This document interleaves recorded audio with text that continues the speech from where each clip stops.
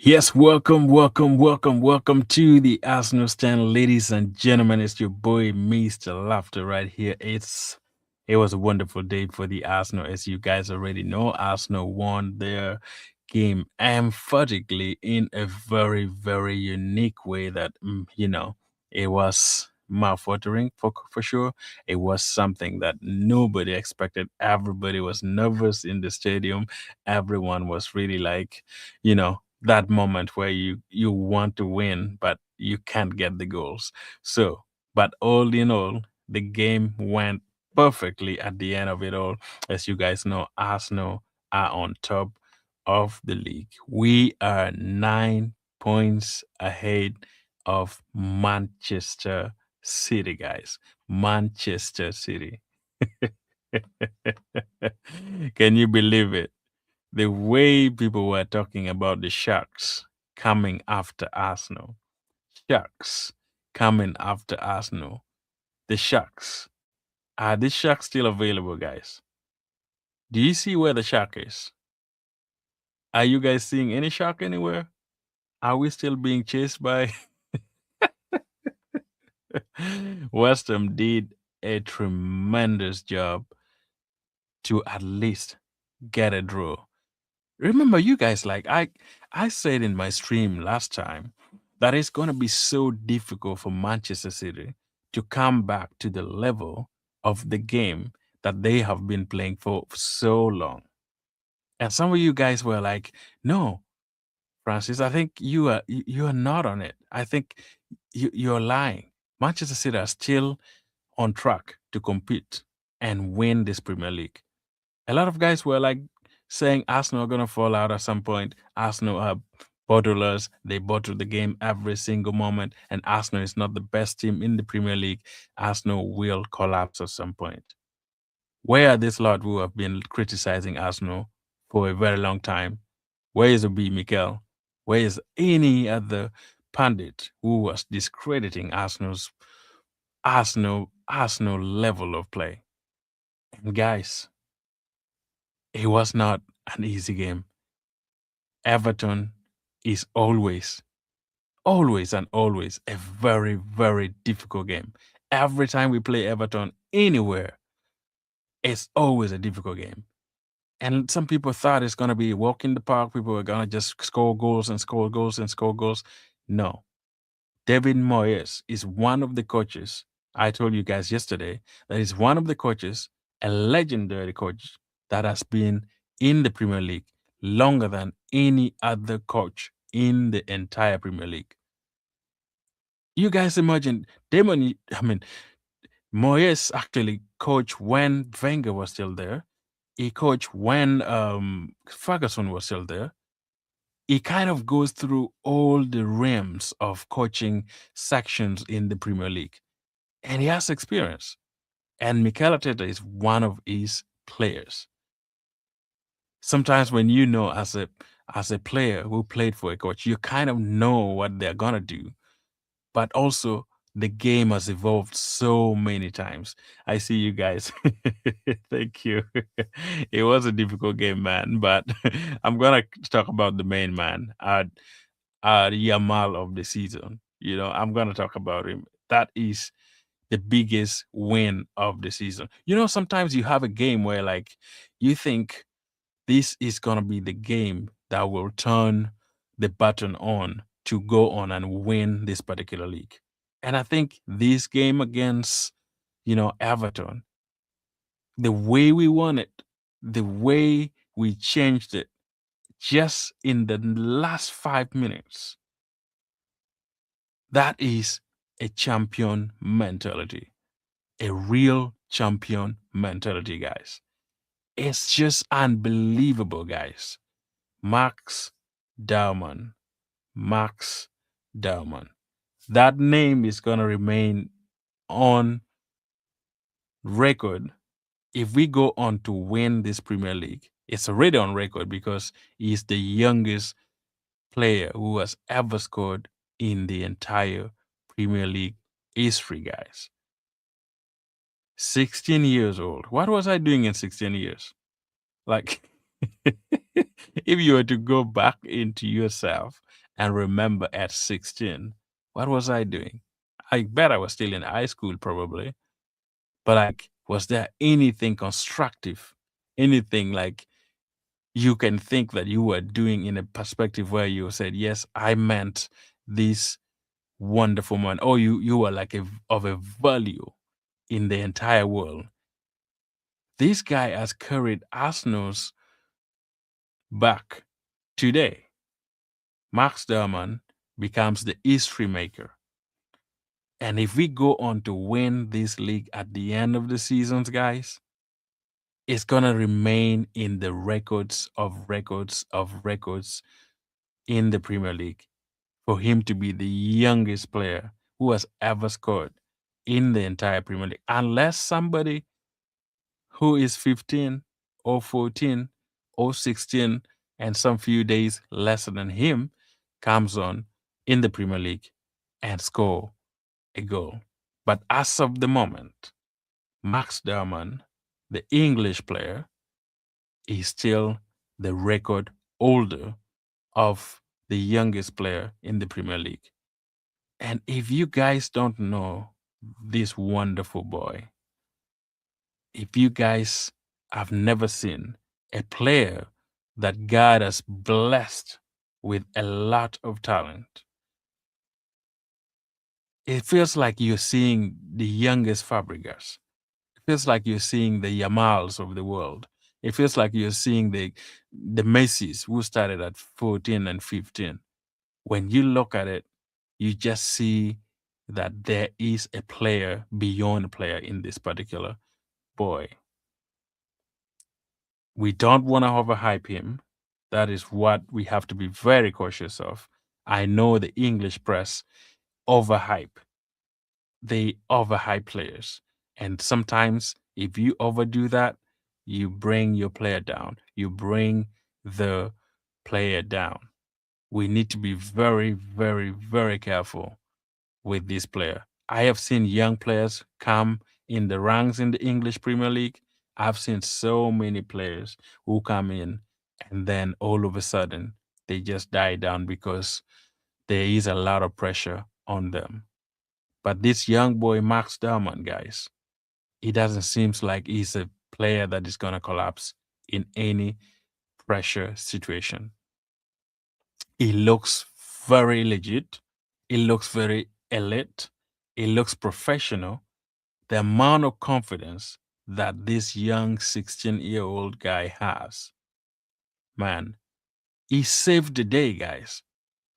This boy saved Arsenal's season, which was almost dying, and we would have had a different conversation at the moment.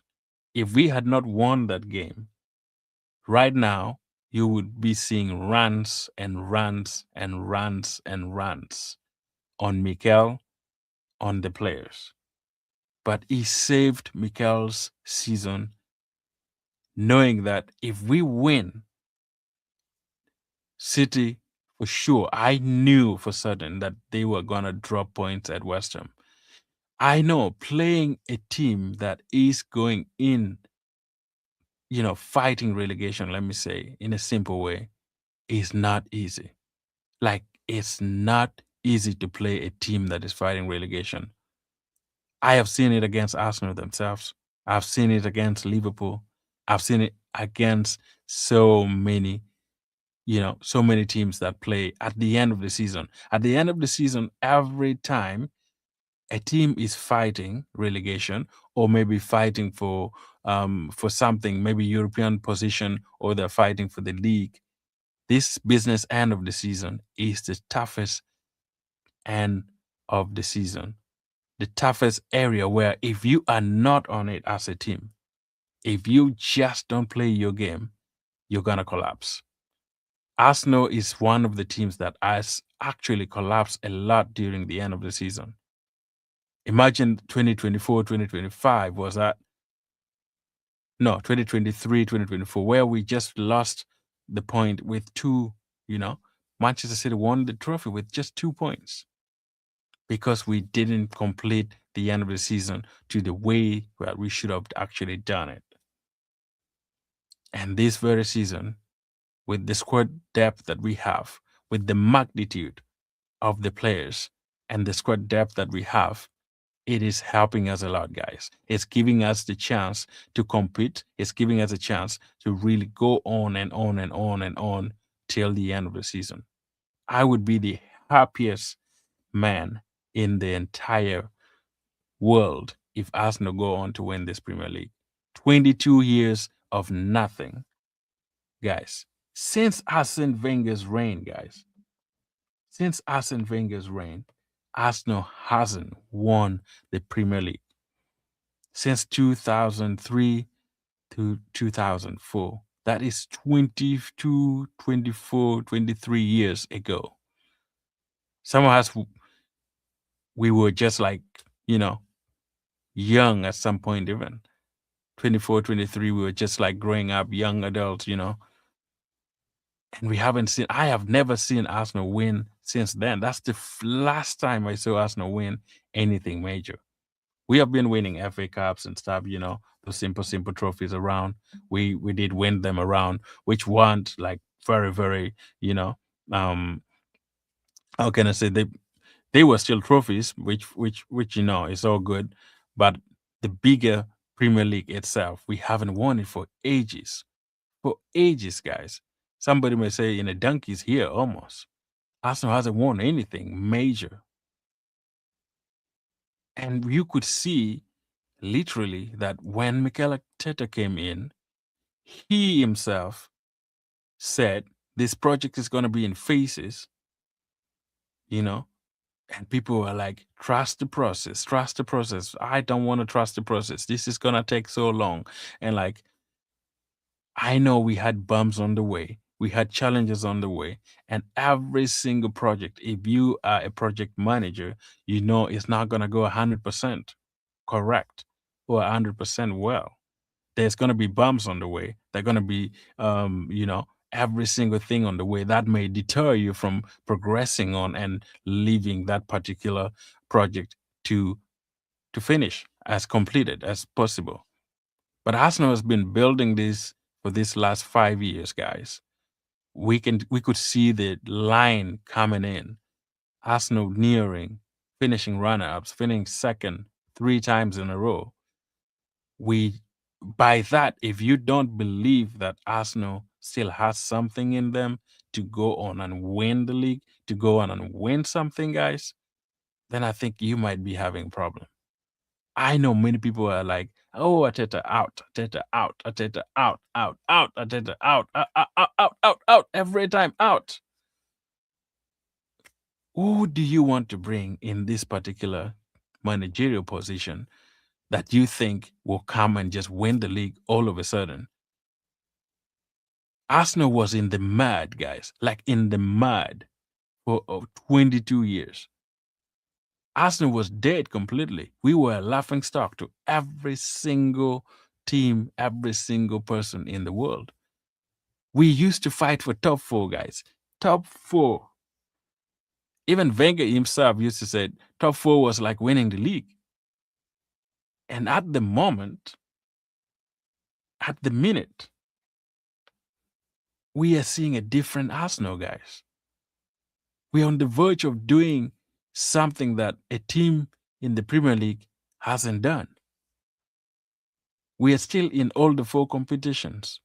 Premier League is just done and dusted, guys. I don't think any team is going to win this Premier League other than Arsenal.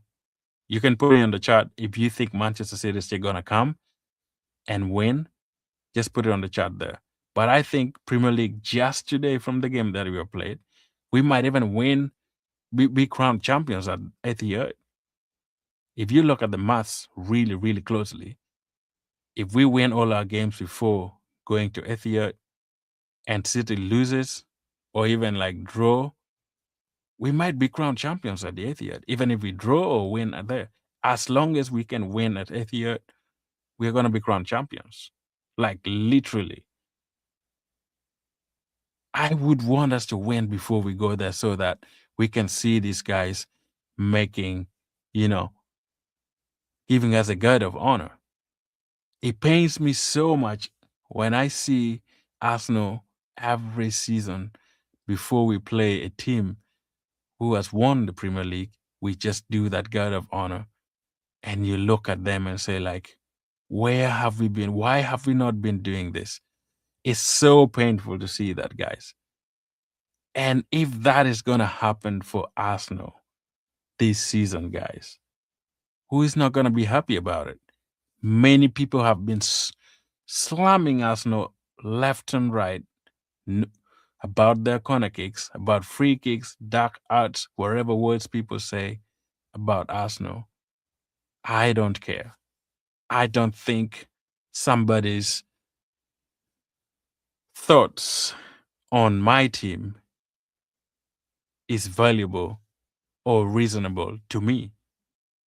Everybody's entitled to their opinion. I can't block anybody from talking about Arsenal or criticizing Arsenal. But when it goes beyond the level of many champions have been in the league, many teams have won the league in whatever way they could, and nobody, even a single time, said they won it in the wrong way, in the bad way. They won it with corners only. They won it with set piece. They didn't even score open goals. Who are you, like, to criticize a team that is going on to win the league perfectly in a very unique way, of course? But like, Arsenal has been in the mud for the last 22 years. If they're doing every single thing in their power, in their capacity to go on and win this particular league after 22 years, you can do anything to win. I don't care what people say. They're not going to write on the trophy after everything is done that, yes, Arsenal won the league because they scored 15, 16 goals using corners. They scored this and this free kick, this and this probably. That's going to be a record that is on the chart somewhere. It's not going to be on the trophy. Nobody's even going to focus on it, guys. You find Arsenal being slammed left and right, being slaughtered every single day about our dark hearts, the way we play, we don't score open goals. What were these 2 goals that we scored today against Everton? Were they free kicks? Like, were they goals that came out of nothing? Didn't we create that? Max Dowman is going to be another Bukayo Saka. If Mikel can manage this guy, this young man, in a very professional manner, keep him intact, give him the ability to explode and play the way he wants, give him the freedom, we're going to win so many trophies with this young man. Because I have seen something in this young player that I'm not seeing in other older players that we have currently in our wing, in our attacking phase. A player who just gets the ball and said, yes, I'm going to go. Let me go. You don't need to stop me. I'm here to show you that I'm a player. Take on your player. How long have we had a player like that in Arsenal? Martinelli used to do that when he first came, taking on the players, going for it, trying something. At the moment, if Dowman had not actually come in this particular game, which I was yearning and crying while I was watching this game, Mikel Arteta bring this young man in.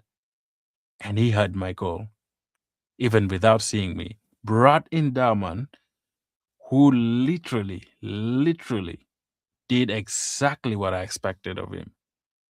He was man of the match against Mansfield.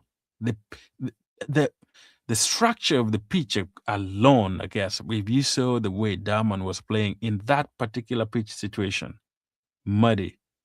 So, like, he was playing his ball in a very poor pitch.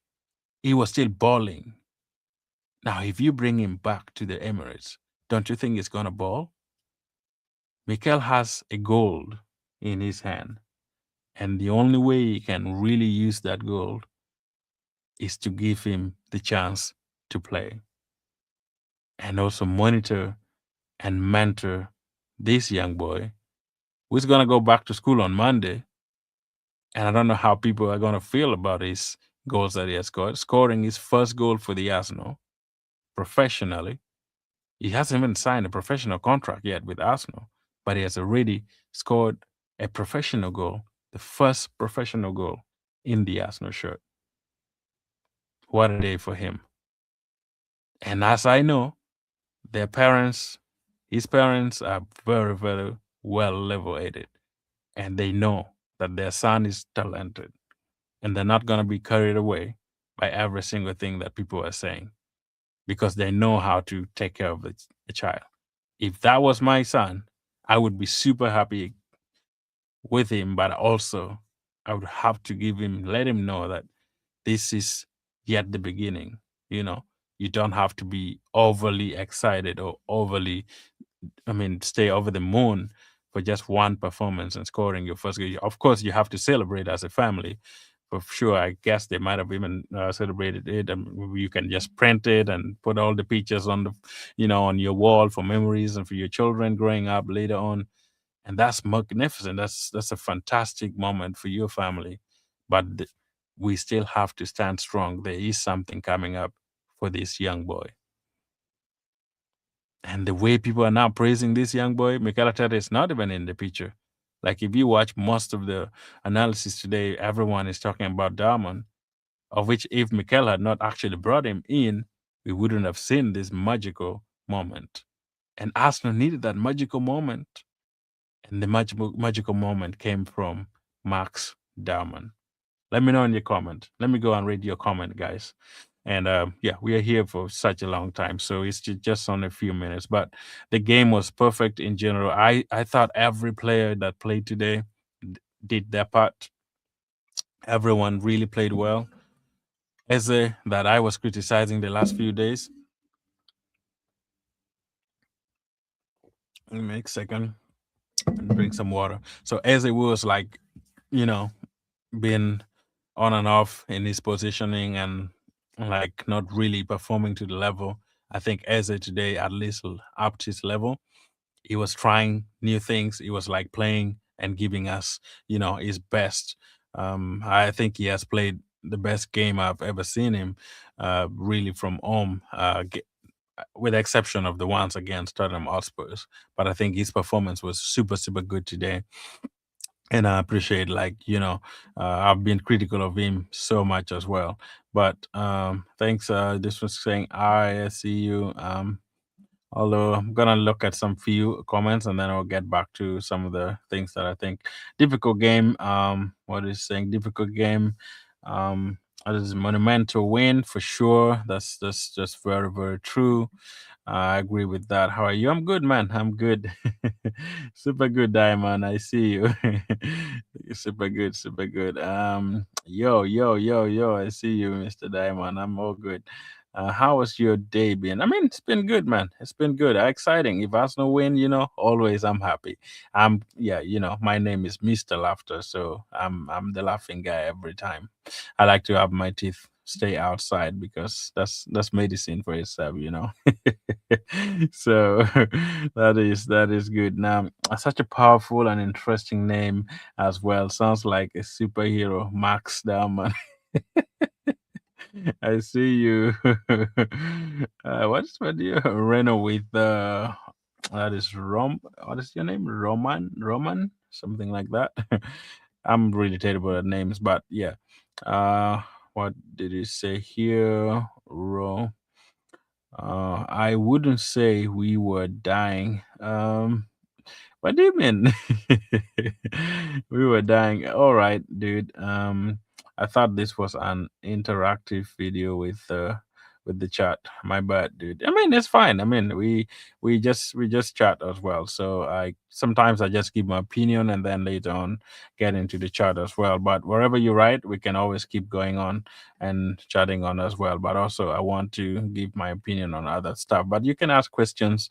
You can put in your chat as well. We can go through. It's just a discussion now. And if we also want to join in the conversation, if you want to be like live here with me, I can put the link up there, and you can join and also give your opinion on the game as well. But also on top of that, Yeah, if you want to do that on the chat as well, that's good. Just keep them coming, keep them coming, and I will get back to you depending on what you want to ask or what you're asking for specifically. But anyway, the game was interesting for me. I think before 86, 88 minutes, the game was looking like it was going to be one of a day where, you go for a game and it's frustrating, and we didn't make it all through the line. But I think first half, if I am to judge the first half performance, we want that very bad. We didn't create so many things. That was the only issue. We didn't, like, Kai Havertz was there, but I don't think we had a chance really, to perform to the level that we always perform. As you guys know, Arsenal is always a very, very uh, good tactical team when it comes to taking care of the ball, keeping the ball for themselves around and passing and like controlling in general. But in this particular game, I think we had control of the game, but we didn't have the, uh, the upfront, attacking phase that I wanted us to have. Bukayo Saka was trying. Noni Madueke, I think, playing on that, left hand side was a little tricky for him because he flourished so much when he plays on the right hand side where Saka was. I thought they were gonna switch often, but I feel like in the first half they should have actually maybe switched more than one or two times. But I remember when he switched before he was actually substituted in the second half, you could see what he could have done actually if he had been on that side because Bukayo performance actually, I mean, today was better than the one that we had in the Champions League games. But I think if he had maybe switched with Madueke earlier on in the game, I thought they were going to do that actually, because in my prediction as well, yesterday in the last video, I thought Mikel would go with both of them. And he did the same thing that I thought because I needed Bukayo and Madueke to start this particular game. And I think my prediction was nearly on it, I think. The only player that I missed was Gyokeres because I had started Gyokeres in my starting 11. But I think having him to really, really go on and put Kai Evers up front and let Eze start, and also putting Madueke on both sides, it was a good move for me. But the only thing is, it wasn't very effective in the, very, very effective in the in the hand of it. But when we switch in the second half to really try to do something. I think the second half we started with a lot of pace, and we could see that the players were on it. They really, really wanted to go on and do something. And Pickford was a little bit on it as well. That shot that Eze asked like twice, like he had two chances that I thought if he had really drilled the balls so well into the corners instead of like shooting straight at the keeper, we could have actually scored some goals from it. But we didn't have that, um, you know, Pickford is a very, very good goalkeeper, a very, very good goalkeeper. And, being the English goalkeeper, of course, you always have attention and you want to do best. And World Cup is coming as well. So if you're playing a big team like Arsenal, you know for sure, that you're going to have a very, very difficult game. And every time you play Arsenal, we just didn't create so much. I thought we were going to be creating so many, but Everton made it so difficult. Like I said, Moyes knows how Arsenal play. He has been in the Premier League for many years, and he knows Mikel Arteta. He has been, Mikel Arteta's coach. And sometimes, when you're the master, you kind of know what your subjects are gonna do. But I feel like Mikel tactically beat Moyes just in the last 5 minutes when we scored those two goals. But on the look of it, before Dowman came in, before the changes that was made in this first half, things were looking a little bit nervy.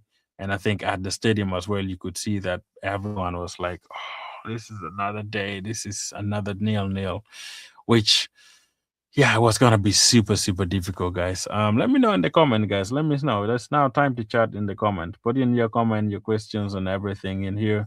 I want to go through also while I'm talking about this particular player. So let me know what was your take on the game as well. If you think there is something that you would have seen. I mean, what do you make of Darman's performance, even if he came for 20 minutes only?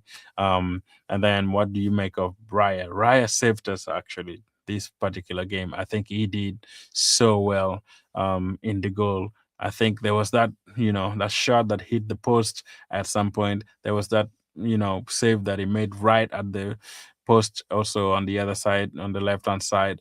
I mean, so generally in this game, I think Raya performed as well, big saves, which it could have cost us. On another day, if we were not on it, I think it would have actually cost us lots and lots and lots of points, in this particular thing. But I think winning this particular game has actually changed our mentality.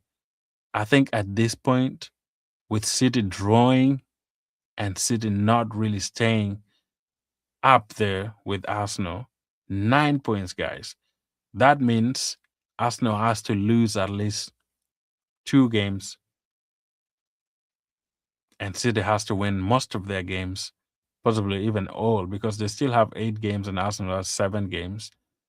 And if we can win probably 5 games, we should be able to win this league and leave just the others.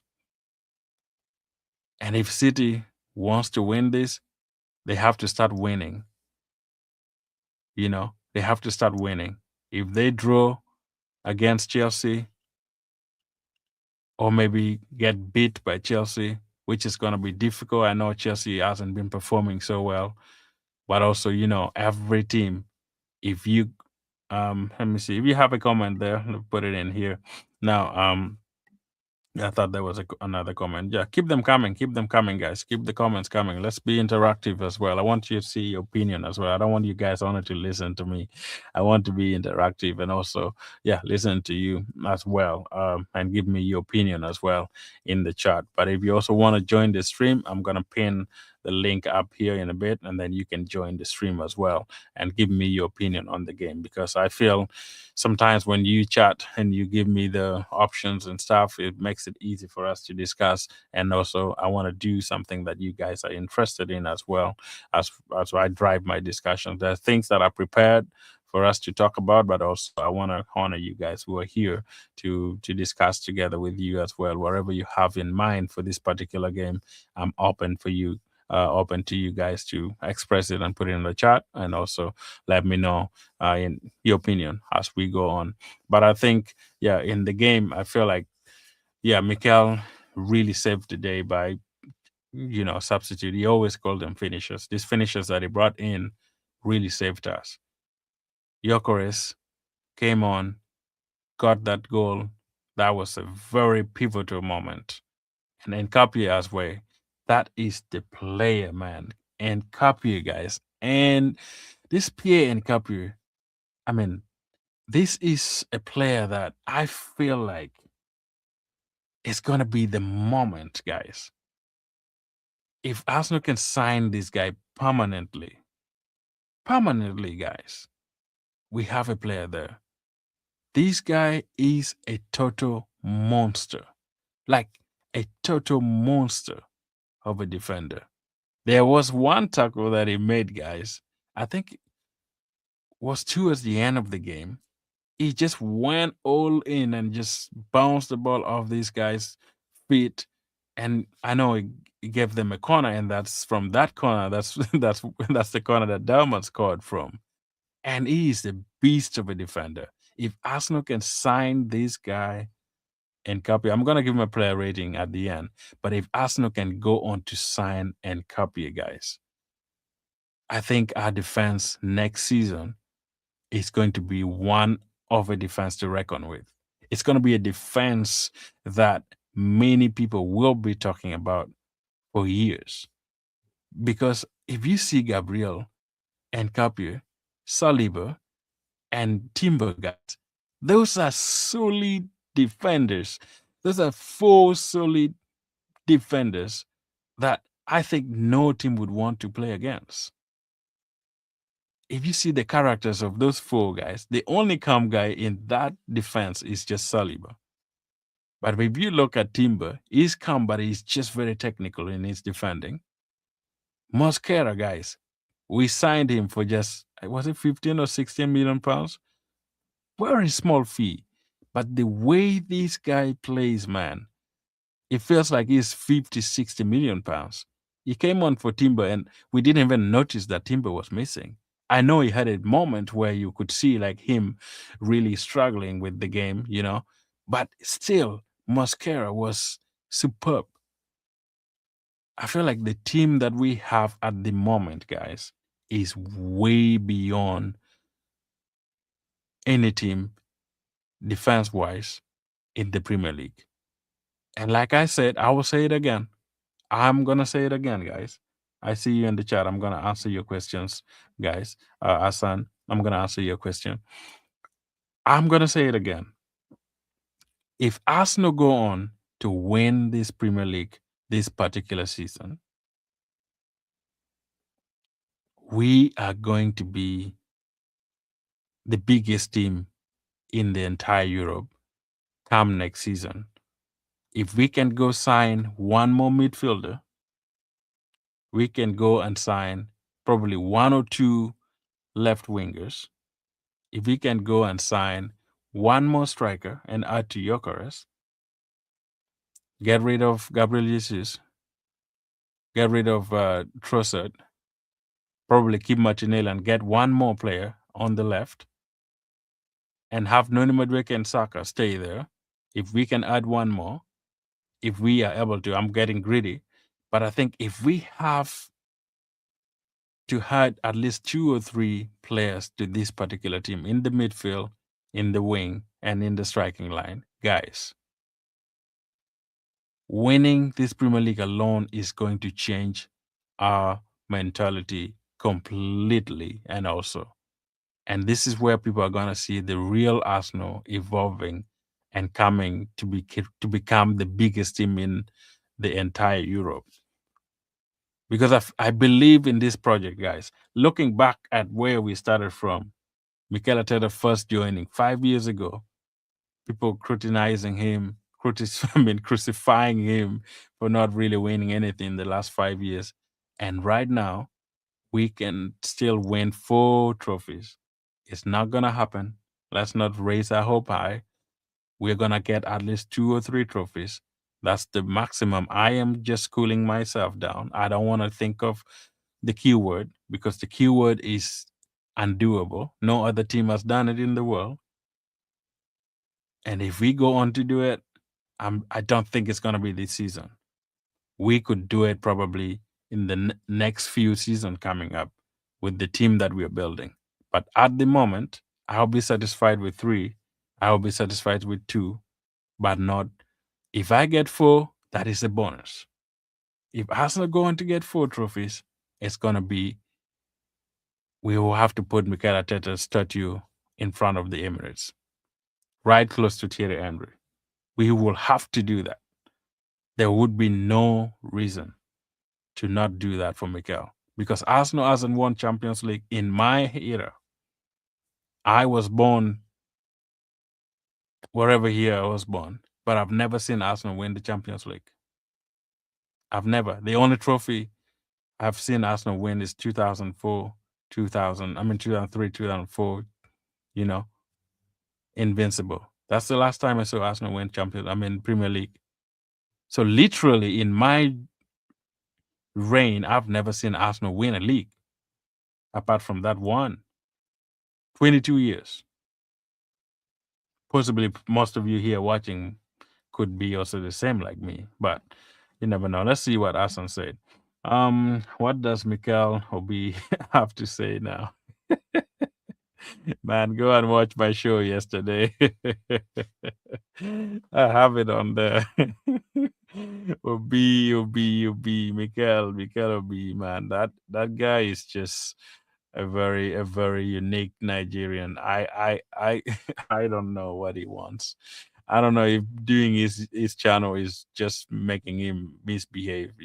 Sometimes when you have a channel, you just want to say things that people can look for you, and you get some clicks and hypes and stuff like that. I don't think he really knows what he was saying, but we shall hear what he's gonna say. He hasn't come out to apologize yet, but hopefully he's going to apologize. But let's see, Asan. We will see what what he's gonna say. This one say Max Dowman is exceptional. I mean, he's beyond exceptional, man. He is magnificent. He's the gold of Arsenal. I called him the gold because he's gonna be a very good player for Arsenal, and not only for Arsenal but even for England. The only thing I don't want to happen, I don't want anybody to really do, and I don't want Tuchel to think about sending him to the World Cup. I have seen players at this particular age, English players. Theo Walcott is among them. Jack Wilshere is among them. All Arsenal players gone to World Cup at 14 years old, and look what happened to them when they came back. And look who they are at the moment. Sometimes, like I said, this English media, they overhype people, they put you under pressure, and they ruin your game. I don't want that to happen to Max Dowman. We have to take everything slow. He's only 16 years old. Doesn't mean he can't play World Cup, but I think this World Cup is too soon for him. Nobody should take Dowman to World Cup. Nobody should bring him here in the US. No, nobody should do that. I want him to stay at home, save his energy for next season because we are gonna need him. Arsenal is going to need Dowman because we will have Saka in the World Cup. We'll have Madueke in the World Cup. We will have Eze World Cup. Declan Rice in the World Cup. You know, who else? Probably Zubimendi, Mireno. Count them. Trossard maybe if Belgium calls him. You know, no good if they happen to go through. Odegaard, you know, Ben White if he makes it through also. Lewis. So most of our players are going to be in the World Cup squad, and that's going to be a pain at the beginning of next season. We have to really look at that. I want some players who are not going to be in the World Cup to just have a total relaxation and rest. And Mikel will have to start with those players that never went for the World Cup because we need them. This season, this coming season is going to be a pain, guys, because every World Cup season, I have seen players come back, they get a few weeks of rest, and you know the game keeps on going, and they get tired. Before the end of the season, we are struggling with injuries. We are having problems everywhere. So please, Tuchel, even if Dowman has scored the goal today, one of the best players that is going to be in the English Premier League come few seasons to come. I mean, I don't want him to go to World Cup. That's just my prayer. But he's an exceptional player. Great win and clean sheets and late game heroic. I mean, how can we say that, man? Oh, it's in the flesh. I see you, man. How is work? I guess you're on. I mean, you're on break today. I guess you didn't go for work, right? Yeah. Glad to see you, man. Happy to see you. I'm really, really happy for you. Um. To be with the haters. I see that, man. The haters are there, and they're not gonna go away until Arsenal punish them with 3 trophies or throw titles or whatever this particular season, and we're gonna throw them away. I'm gonna come and slaughter all of them in this channel, and if you haven't subscribed yet, subscribe. We will always come and slaughter those ones who want to hate Arsenal for no reason. And literally, guys, I've never seen any squad, any English Premier League squad that is going to win the league, that is about to win the league. The amount of criticism that has come over Arsenal in the last few months, it can be carried in a full bucket. It can be carried in a very, very, it could even be, if we had to gather all of the reason as to why people don't like the way Arsenal play, like all the critics, if we had to bundle them together and put them somewhere, it would fill up the whole of Emirates. Thousands of people have actually talked badly about Arsenal. Style of play, soft players. Those days they said Arsenal is the best club. They play the best ball football. But they are such a soft team. They are very, very soft team. They can't handle anything. But now when we go on to turn that angle of being strong and being that team where we are able to fight and go on and win things and double things and double players and go on and show them that we are energetic, we are strong, you can't beat us. Oh, they are cheating their way into the titles. They are not playing they're scoring corners. They don't play score open goals. Like every single BS are there, man. Like you just see that people hate this particular team. And it's okay, guys. It's okay for people to hate on you. And sometimes my mom used to say, if you are doing good things, people are going to talk about it. If you're doing bad things, people are going to talk about it. Any little thing that you do in the world is subject to discussion. Everyone would have a say. Everybody always wants to talk. And you know what you can do? Control what you can control. Things that you can control, leave it to the world to control. Don't bother yourself to think that everyone would like you. Don't bother to think even everybody's going to listen to you. Don't bother yourself to think everybody would appreciate every single thing that you do in life. But the few that says yes, the few that are staying here and really talking to you and giving you their ears and enjoying what you do, those are the people you hang out with. And you say thank you and appreciate them for every single thing they do for you. And that's like our life goes on.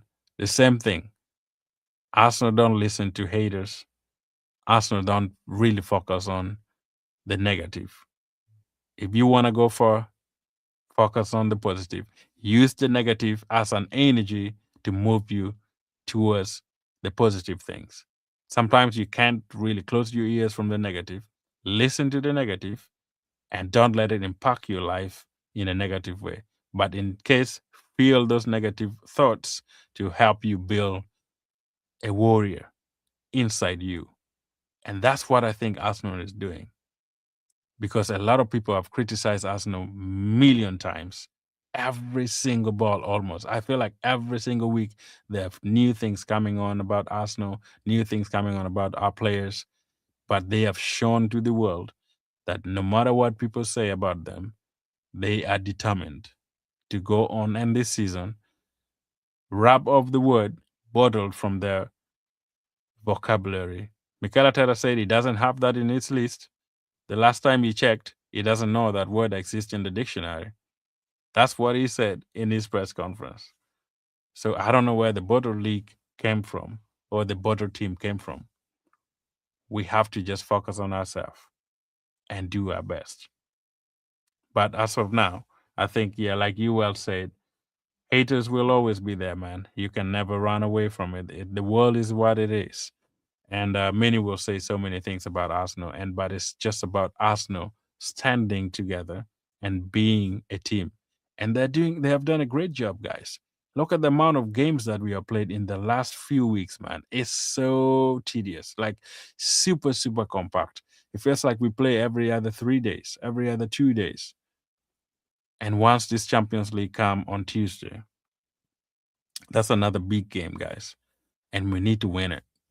We need to win that game very, very, I would say not easily, but I think if we can go on and win that and move to the quarterfinals, whoever comes, I know we haven't been playing well. We haven't been that fluid, but I think this game alone that we won against Everton is going to give us a lot of momentum. It's going to give us a lot of energy to go on to the Champions League game.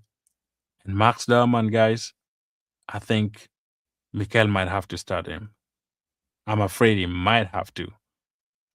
Like if he If he's not gonna start him, I think he has to bring him earlier on in the game. I don't know your thoughts, guys. Do you think you will start Max Derman in the Champions League, or you think you would give him a rest? What would be your take? Who would you play in the wing?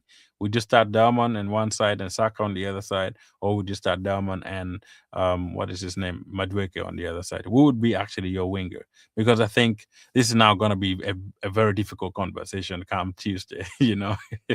We're already looking at it, but I think um, now Darman has put his position in a place, himself in a place where it's going to be so difficult for Mikel to choose who is going to start this game, because it feels like even at Leverkusen we had that chance of bringing in somebody who can drive the ball, but I think Darman is one guy that if you need goals, if you need somebody to take on defenders, he is a magic guy. I call him magic because he brings you that magic moment that no player at Arsenal at the moment is doing. And I think what do you guys think? Do you think starting Darman would be a good idea, or you think you will still keep Madueke and Saka, or probably switch Saka on the other side of the pitch and have Darman start on the right hand side? Let me know in your thought. Somebody's saying Ian Madueke. I think Madueke left, then Eze and Saka central. I've seen the flash. Madrika left, then Eze, and then Saka in the central, Diamond right, up front, Gyokeres. Let me see. That's not actually bad. Um,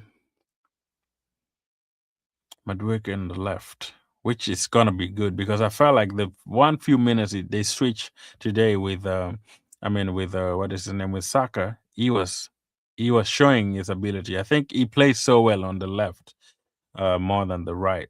And I think I would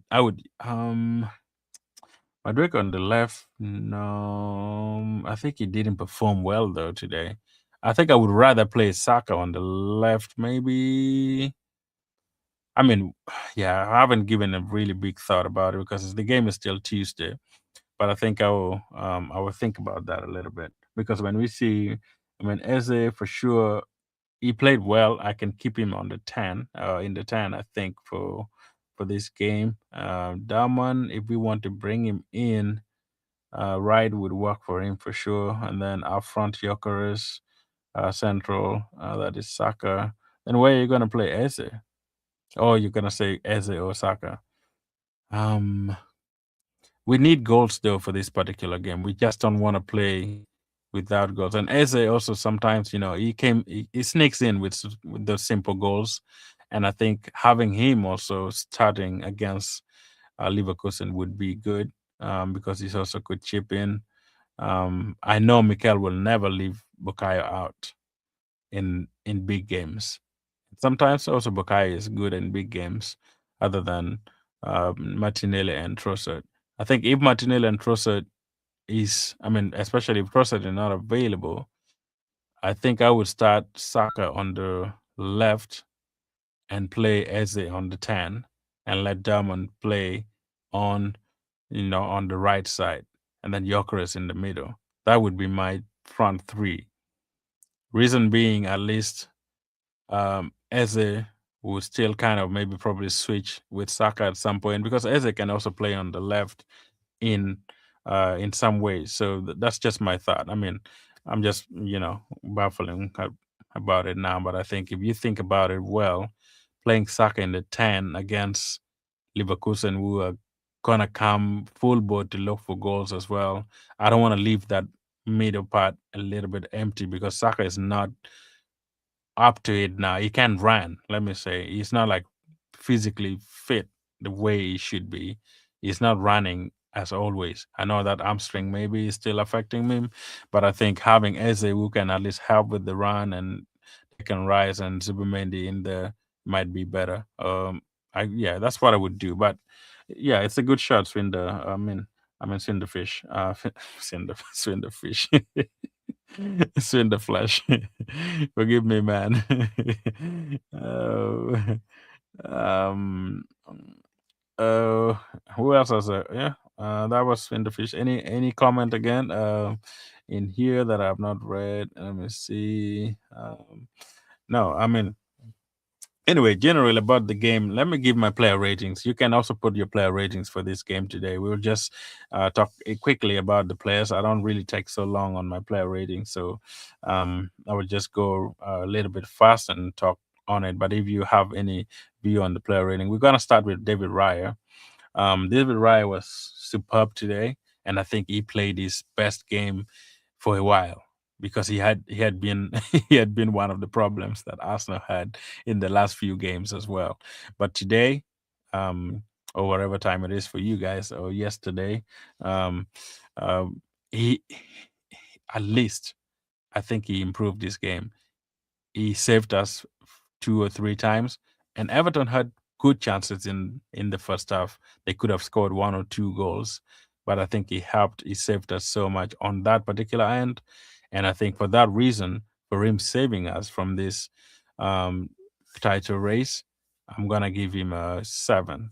So let me know if you think 7 is too low for David Raya, but I think I would give him a 7 for all the save that he has made for the Arsenal and keeping us intact in that particular game. Otherwise, we would have been totally different. The game would have been super, super difficult for most of us, watching it. But I think he saved us in those 2, 3 moments, and I give him a 7 for that.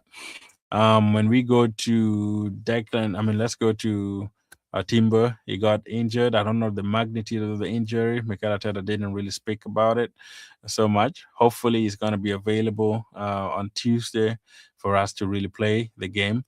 But I think he did well, fairly okay until he was taken off. I think I would give him Timber playing a little bit, maybe 20, what's it, 30 minutes or so. I think, I mean, a 6 would be good for him. Timber has been really, really good to us guys. I think 6 would be a good number for Timber, in my opinion. Let me know if you think that's too low, but I think Timber, um, yeah, he tried. He tried. He was good. So 6 would be good for him since he didn't finish the game. That's the reason why I'm giving 6 actually. But that is for Timber. When we go to Saliba, oh the man. If you talk about defending, if you talk about defenders in the Premier League, and you were listing names of defenders in the Premier League at the moment, you just randomly doing the list for defenders in the Premier League, entire Premier League, not a combination, but just the name of Premier League defenders. I think the first name that would come into your mouth, or first name that you put on the list, would be Gabriel Magalhaes and William Saliba. Those are the two defenders that anyone talking about Premier League defenders at the moment would put on their list. In my opinion, those are the two best defenders at the moment in the entire Premier League. It's subject to discussion.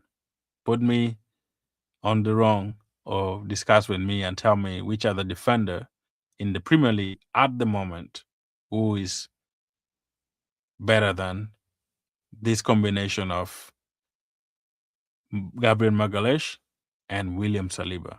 That partnership. If you have any partnership, put it there in the chat. I want to see it. But in my opinion, I think Gabriel Magalhaes and William Saliba are the best partnership in the entire Premier League. Of late, we could argue that it's not because they have been leaking goals. But this moment where you see keeping clean sheets, David Raya alone, you guys already know, he has about, what's it like, 17 clean sheets in all competitions, including the one for today. That is a lot of clean sheets. A lot of clean sheets. So Saliba, I'm going to give him an 8 for playing so well today. Gabriel Magalhaes, I'm going to give him a 9 because he was demanding the defense. And those two, I would have given them 9, both of them. But I think Saliba didn't really, I mean, he played well, but I don't think he made some crucial tackles or like winning a lot of duels for this particular game. But it was a good combination with Magalesh. So I would give 8 and 9 to um to Saliba and Magalesh. I see somebody already giving Swin the Flash giving us another one here. What they say, Raya has been immense, big time player and consistency all season. I think you're right. I mean, he has been good, but also he had some problems. So Timber is the top 5 defenders in the league. Yes, I mean I agree with you. Yeah, Jaron Timber has been the best signing, really, the best signing we can ever have. You know, in in this Arsenal squad, when we got him, and he, man, sometimes you forget that Timber had a ACL damage. Like ACL, guys. If you recover from ACL and still play like Julian Timber, I think you deserve a lot of praise, guys. This guy has a lot of credit in his bag. Like seriously, Julian Timber, ACL, staying out for almost half a year, even 1 full year, I think, and coming back and playing like he was never injured. You can't tell me he's not the best defender. I know it's arguable with, Reese, what is his name? Reese James from Liverpool, I mean, from Chelsea. Many people think they kind of have similar quality, but because Reese James has been in the Premier League for a long time, people think maybe he's much better compared to others. But I think with the level of Timber's performance after doing his ACL and coming back with this level of performance every single day, seeing him performing, I don't know how many minutes he has played, but probably 2 or 3 thousand minutes. It's just unbelievable, guys. It's just unbelievable the amount of, you know, games that Timber has played, even after doing his ACL, which many players don't recover from it. We see how Rodri is still really struggling with it. He hasn't come back to to the level where he was. I know he hasn't been back longer as Timber has, but like ACLs are very, very difficult injuries to come back from and just perform and do your best. But Timber has beaten all those, narratives and science. He has done way more than anything that people thought would have happened to him. And among the right backs, guys, I think he's one of the top three, not even top five, top three. I would put James there. I would put Timber there. If I'm to think just of it among the top team players, I don't think, I mean, which other right back is doing well now in the Premier League? Probably in some of the smaller leagues, maybe, I mean, the smaller teams. But if I'm to just think, or maybe Wan Bissaka today did fairly against Manchester City, but I don't think he would take anything. Um, which other number two that we can put in to be the third player? Because I know Reece James is there and Timber is there. Ben White is a very good player, but I think because he hasn't been playing, we can't just name him there for now. But I think, yeah, generally he's good. Um, let's see what Flash is saying here. Yeah, big ACL, ACL injury. First season with the Arsenal made Ben White what? Arsenal made Ben White who? I don't even remember Ben White playing right back. I mean, since Timber came, Ben White also has been injured prone for a while, so he hasn't been playing. But I think, yeah, what is his name? Timber has been super, super good, and I think, I mean, not that Ben White is a bad player. I think Ben White is still a very good defender. And there were some games that he came on and played and he did really perform well. He still has that game in him. The only thing is Mikel, you know, once he chooses somebody, he just wants to stick to that person for a long time until probably they get injured, then he wants to change. That's the only criticism I have for Mikel. Sometimes Mikel overplay these players and at the end of it all, they're just like, I mean, doing the ACL or getting hamstring, so if he could learn to rotate his players more, I think that would be very beneficial. Like would be super super important for the Arsenal as well. But I think Timber. has been good even after getting that injured. But Ben White is still a good player. The rumor is probably he wants to go out of Arsenal come the end of the season, which I don't really blame him. He has been really, really good for Arsenal. I know he has got some few injuries that kept him out, which every player wants to play. If you're a professional player that is being paid, you're paid to play.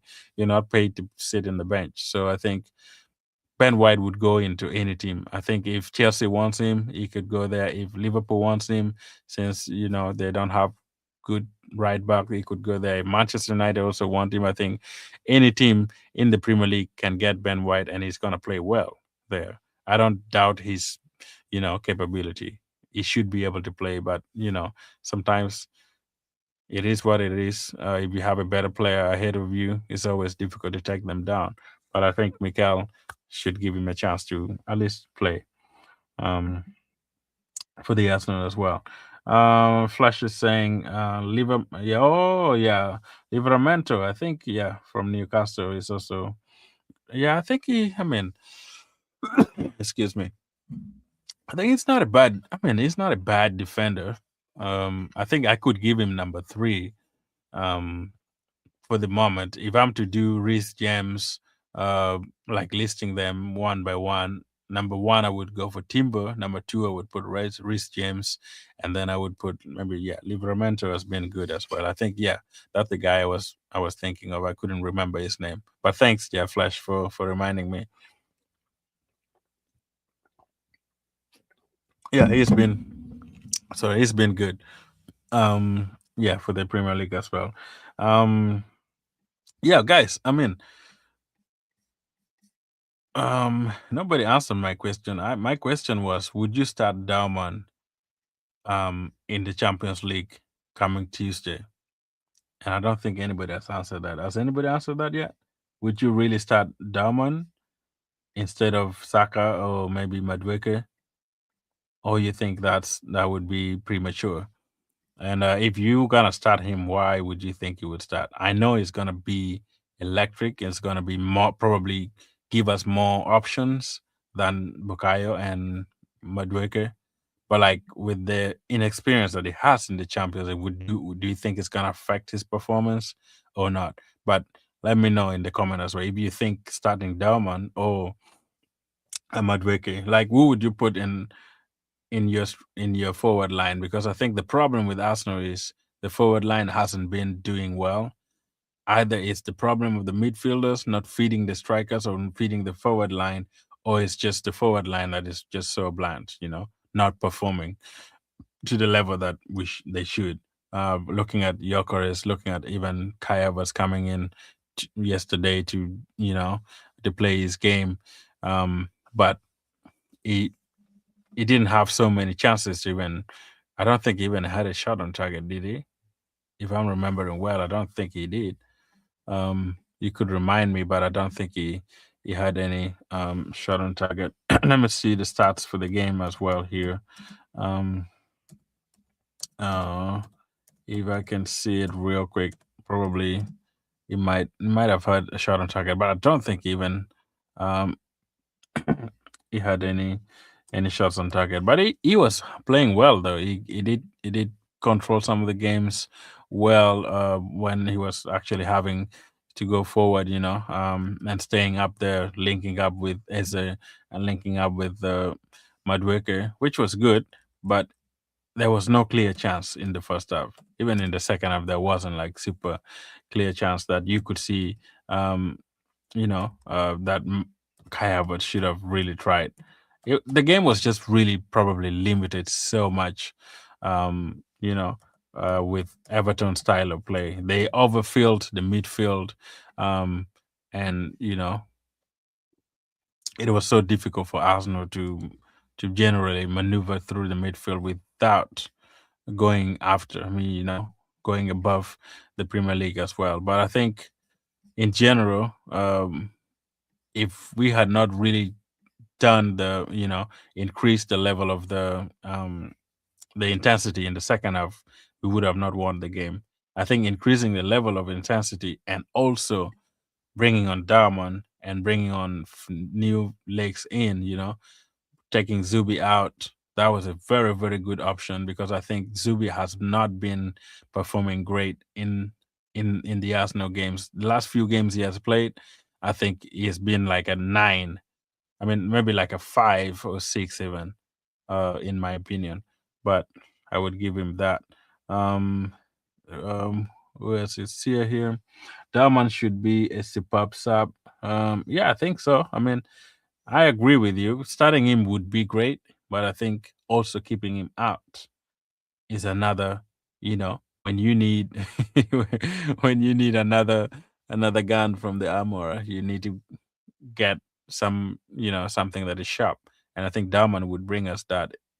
We don't know if he starts is going to make a very massive change in this game or a very, very massive improvement in our game at the beginning. Sometimes some players are really good when they come on. So I think I would keep Derman out, you know, and let him come in at the like 20 minutes like he did today and see what he can do if Arsenal is not getting the best, in the against Leverkusen. Because when you watch the game against actually Leverkusen played Bayern Munich, was it yesterday? Oh, I think it was Saturday, yeah. Maybe Friday. I think so, maybe Saturday or Friday. I'm not sure, but I think I saw it somewhere. They drew 1-1, even with Bayern having a red card. They still played really, really well. There were a lot of goals that were cancelled in that game, but Bayern Leverkusen is not an easy team.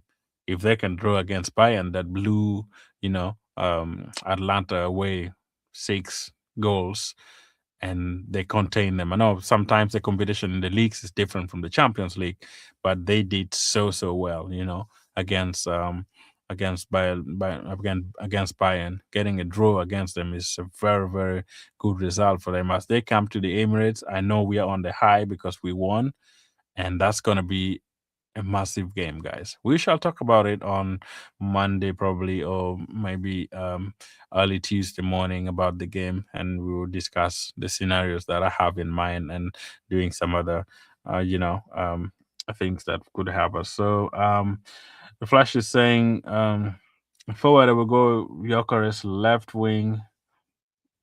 Forward I will go with Gyokeres, and then wing I would go with Madueke or Martinelli. Central I will go with 10. Central will go 10 Eze, and then Havertz, I mean, or Saka. Right wing, Saka or Madueke. Dowman as a sub. First sub, but still a superb sub. I think it makes more sense. That's a really open, open suggestion. It's almost the same players that you're playing around with. I mean, the good thing is our wingers are capable of playing in both of the sides of the game. So it's not a big problem for us to have them perform uh, in any of the sides of the pitch, which I think is important.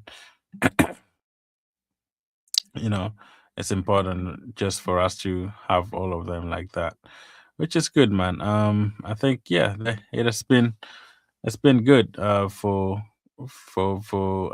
Dalman to be a good sub. Sometimes you need super subs, like I said, in life sometimes you don't see things going in your way, but I think you if you have the time really to enjoy it, we got to enjoy this moment, guys.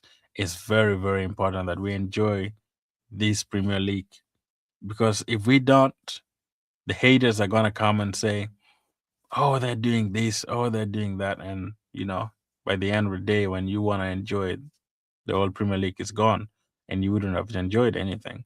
So I would say, enjoy this Everton win properly, and also have so much fun with it.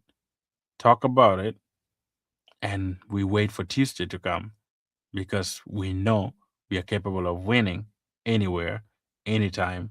With the amount of players that we have, with the squad depth that we have, we should be able to beat any team. And come Tuesday, guys, which we will talk about, I think it's going to be a very, very good game. Now, I think we got diverted from our from our rating as well. Now we did all the defenders. I think it was just Calafiori. Man, I haven't talked about Calafiori. Look at that, man. Why? Calafiori saved us one crucial goal, guys. That was the save of the season. He was falling down, and the way he saved that goal, guys. I think no one has been talking about it. I was even about to forget. But I think Calafiori today saved us that goal. If that goal had gone in, guys, we know Arsenal very well. It would have ended up probably, potentially, in a draw. But the way Calafiori kicked that ball, I don't know whether he meant it or he just raised his foot and the ball just hit it. That was the save of the season for me. That was a turning point. If that goal had gone in, man, I know Raya was still there, but he kicked the ball. And that was a beautiful save, guys. A beautiful save. That's what we call true defending, like real defending, guys. And Calafiori, I couldn't praise him enough. I know he has been injured prone the last few weeks, on and off. Come and play 2, 3 games, go back. Come play 2, 3 games, is injured. And I think he deserves to get an 8 today. I would give Calafiori 8 because he saved that particular goal very, very defensively. You know, like defensively, he was superb. And I think he deserves an 8 for me in this player rating that I'm doing. And then who else? And Caprio came in. I will look at the subs last. Let's go to the midfield. In your midfield, Zubi, guys, what would you give Zubi? Do you think Zubi deserves more than 6? I think he was just decent. He wasn't superb. He wasn't like super weak, but I think he deserves a 6 is good for him with the level of the game he's played. He got subbed as well, but a 6 would do for him.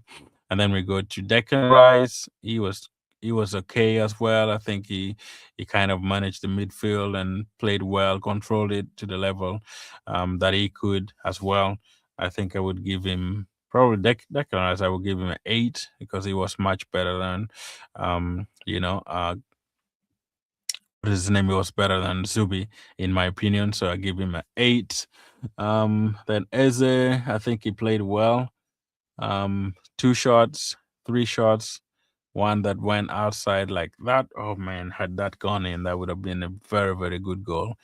That overkick that he tried. The volley that he tried, that was super, super good. I think, yeah.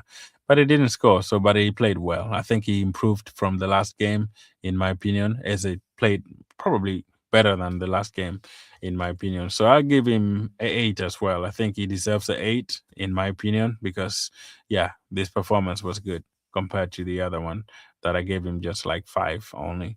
I think he stepped up a little bit, so I give him an 8. Now we go to the striking line that is from who started? Madueke. I think Madueke played fairly okay, guys. I don't think he was superb. I don't think he was way more than Madueke that we know. You guys already know him. He was just the Madueke that we always see. The positioning wasn't great for him at that moment. Playing on the left when you're used to playing on the right is just a little bit tricky. He did try some few tricks around, but it wasn't working for him. But I think, yeah, he deserves a 7 for me. Much as he didn't do so well, I think Madueke deserves a 7. Then Gyokeres, not actually Kai Havertz, subbed also. I think coming back from injury, doing what he does, I felt like we looked more solid with Kai Havertz starting. Even if he's up front, he was dropping down a little bit to get the ball, which was good for him to do that as a striker. And I think we were solid. Sometimes when I see Kai Havertz play, even if he's up front, he kind of drop in to help as sometimes, and that keeps midfield solid. And I think Mikel Arteta did something today. We went back to the play where we started, I think in 2023, 2022, where we had the fullback like inverting And I think Calafiero did that in the first half a few times. Even, Timber was somehow doing that in the first half. I don't know. Maybe they wanted to try something like that. They haven't been doing that for a while. I don't know if because and Kapi and and Timber was on their side, but I think Calafiori was dripping in, inverting in a little bit, um, like the way we used to play, when we first started with Mikel, trying that. And Sinchenko used to be very, very good at that, coming in and like playing his game. I see you. Oh, C-Tech, C-Tech, C-Tech. Man, I've been waiting for you, man. I missed you, man. Oh, man, C-Tech. Oh, C-Tech. Let me see your message, man. I haven't seen you for ages. Oh, you guys are going to win it. I mean, uh, man. I'm sorry, guys, for laughing in C-Tech. I know this is my friend. We like to create banter. This is city fun. Man, what happened to the sharks, man? What are the sharks doing? Maybe they're not swimming well. Or are you guys feeding your sharks?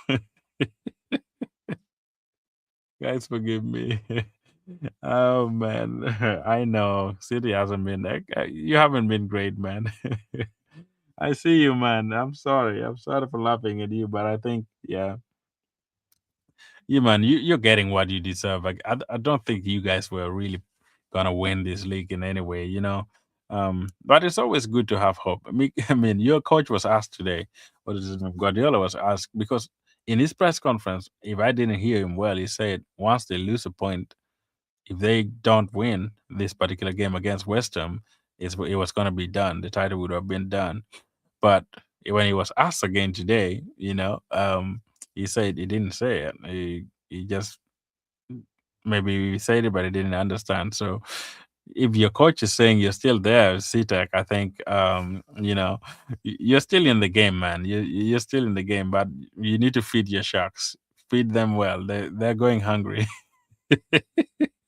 Your sharks can run. Alan is just I don't think he even had a shot on target today. And yeah, you need to feed your players. Your players are really, really dying, and I don't think even I'm really thinking about the Carabao Cup. If you guys are even going to have a shot on target against us, that's something. I know sometimes the cups are different, but the way you guys are playing with the defense that you have, leaking goals everywhere, and Alan is just like out of this world. He's not doing anything completely, not scoring. The last time he scored, I think, was it when last three games, I guess, from what I hear. But I think, yeah, sorry, but I think, yeah, City, man, good to see you, man. I see you, man. You guys make me happy. Thanks, God eaten, man. Sharks eaten for sure. Man, you're languishing deep down in the in the ocean, man. Get it, man. The way Sharks were really, really hyped, man, at the beginning of the season, that was crazy. If we can beat City convincingly in the Carabao Cup final, then it is written that we are lifting the league. I mean, we talked about that last time,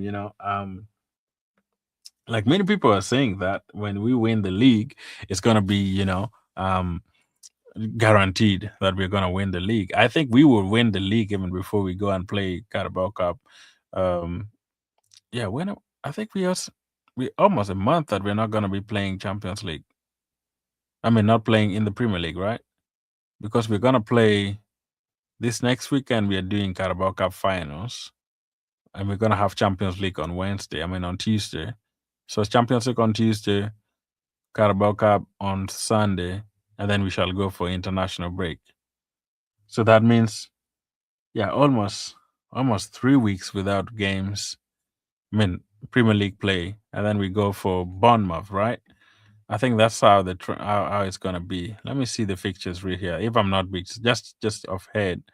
Arsenal fixtures. Let me see that. I think yeah, I think we are not going to play any game in the next 3 weeks in the Premier League. Um, because um we shall have Carabao Cup, and then yeah, first we are doing Champions League on Tuesday, and after Champions League on Tuesday, we shall go for Carabao Cup on Sunday, and after playing Carabao Cup on Sunday, that's when we are gonna go for international break, and then international break is almost 2 weeks. We return to play.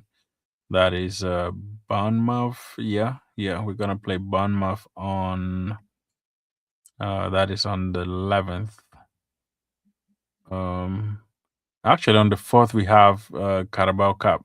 No, FA Cup. That is gonna be on the 4th. So yeah, we're not gonna play Premier League till April 11th.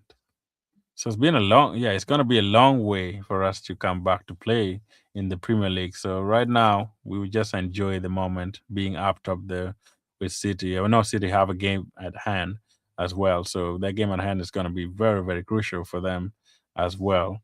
But I think, City is always City. At the moment, I don't fear the Sharks, guys. I think their teeth has been removed, they can't bite anything. Got to go to bed, man. Late here. Big up, mate. No problem, man. Go sleep. Go sleep. I'm also gonna go rest at some point in a bit. I mean, man, we are almost 1 hour and a half. Wow. I always do this for only an hour, but now it's just been enjoyable. When you win, sometimes you take longer to celebrate and have fun, guys. I appreciate guys for being around.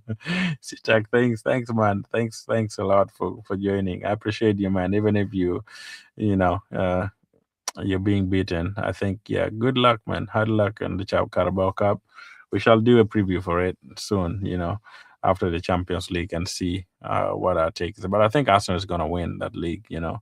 Um, in my opinion, I don't think you're capable of winning against us with the state of your play that you have now, with all the players that you have missing as well.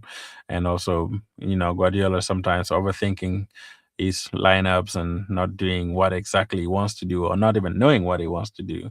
It becomes super, super difficult, for somebody like that to perform really well. But anyway, thanks for joining, CTEC. I'll see you again. you know, I'll see you again on the Carabao Day. Please, if you have a time and you have a chance, yeah, always pop by, man. I appreciate you. That's the only city fun that has been, checking in the channel often. But anyway, that's been good, guys. All right, I think time has been fast spent, man. It's already, yeah, time has really, really gone. But if there is nothing, let's finish the player ratings. Then we shall all be gone from here, and have another chat with you guys tomorrow. I think I finished all the first 11. Kai Havertz, I gave him 7, and then I think Gyokeres coming in, I gave him an 8. Um, and then Dowman for, of course, 10 out of 10, because without him, man, those 2 goals would have been generated completely. So Dowman gets from me 10 out of 10. I've never given a 10 out of 10 to most players, but I think being 16, coming to change on the game that nobody expected us, probably, I mean, people expected us to win, but like at that very moment, every draw was written all over it. Like everybody thought we're gonna draw, and we would have let City back into the game if we had drawn. But he came with his magic. Sometimes I said you need to have magical players in your team, and he did it. He just came on and gave that assist, which is kind of, pre-assist, I guess, and then scoring as the youngest English Premier League player of the season. I mean, of the year. You know, nobody has ever scored that young at that age, and We know Rooney has been there, Fabregas and some other players that has been there to score when they were 16, but being the youngest, a record breaker, he deserves a 10 out of 10. And surely.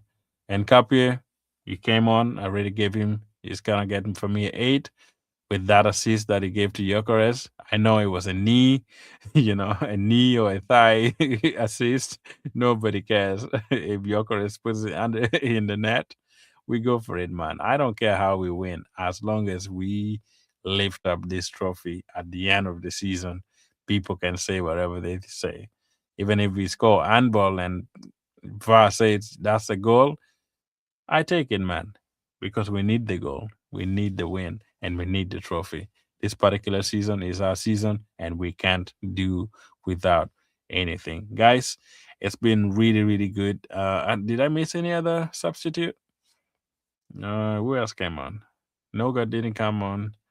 Um, yeah, I think those were the subs. Yeah. Martinelli came in. Oh, yeah. I think I gave Martinelli a 6 as well. He did a great job, though, to, at the last goal, trying to defend, help Dowman score that goal because, that defender was going on so fast on, on Dowman and then he just came across him. So he doesn't, foul Dowman, but he scored. So I gave him a 6. At least he did it fairly okay. I mean, coming on after a long time. I think he did a great job. I would give him a 6 as well. I think those are all. That's all the defenders and the strikers and the subs, and that's my player rating, guys.